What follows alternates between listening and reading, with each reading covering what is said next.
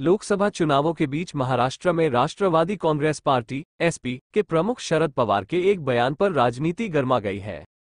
पवार ने एक इंटरव्यू में कहा है कि वैचारिक रूप से हम गांधी और नेहरू के हैं। कांग्रेस और हम में कोई अंतर नहीं है। राष्ट्रवादी कांग्रेस पार्टी के अध्यक्ष शरद चंद्र पवार ने दावा किया है कि इससे कई क्षेत्रीय दलों का कांग्रेस में विलय हो सकता है। इसके बाद फिर से चर्चा शुरू हो गई है कि पवार की पार्टी का कांग्रेस में विलय होगा। इतना ही नहीं, पवार के इस इशारे पर राज्य में राजनीतिक बयानबाजी का दौर शुरू हो गया है। कांग्रेस पार्टी में कई साल बिताने के बाद उन्होंने राष्ट्रवादी कांग्रेस पार्टी की स्थापना की थी, लेकिन अब राष्ट्रवादी कांग्रेस में दो गुट बन गए हैं।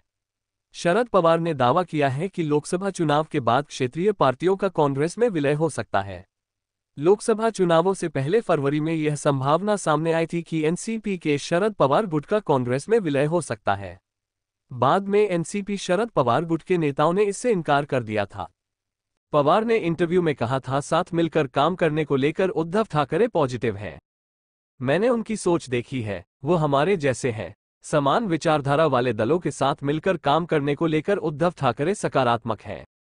पवार के इस बयान पर अब बीजेपी समेत महायुति के दूसरे नेताओं ने निशाना साधा है।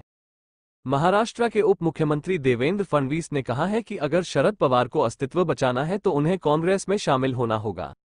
उन्हें अपनी हार नजर आने लगी है, इसलिए 4 जून तक शरद पवार के गुट और उद्धव ठाकरे के गुट का कांग्रेस में विलय हो जाएगा। फडणवीस ने कहा कि 4 जून के बाद दोनों पार्टियां खत्म हो जाएंगी। महाराष्ट्र में कांग्रेस के बड़े नेता और पूर्व सीएम पृथ्वीराज चव्हाण ने कहा कि साथ ही पृथ्वीराज चौहान ने कहा है कि शरद पवार की पार्टी का कांग्रेस में विलय होना चाहिए या नहीं, ये पूरी तरह उनका फैसला है।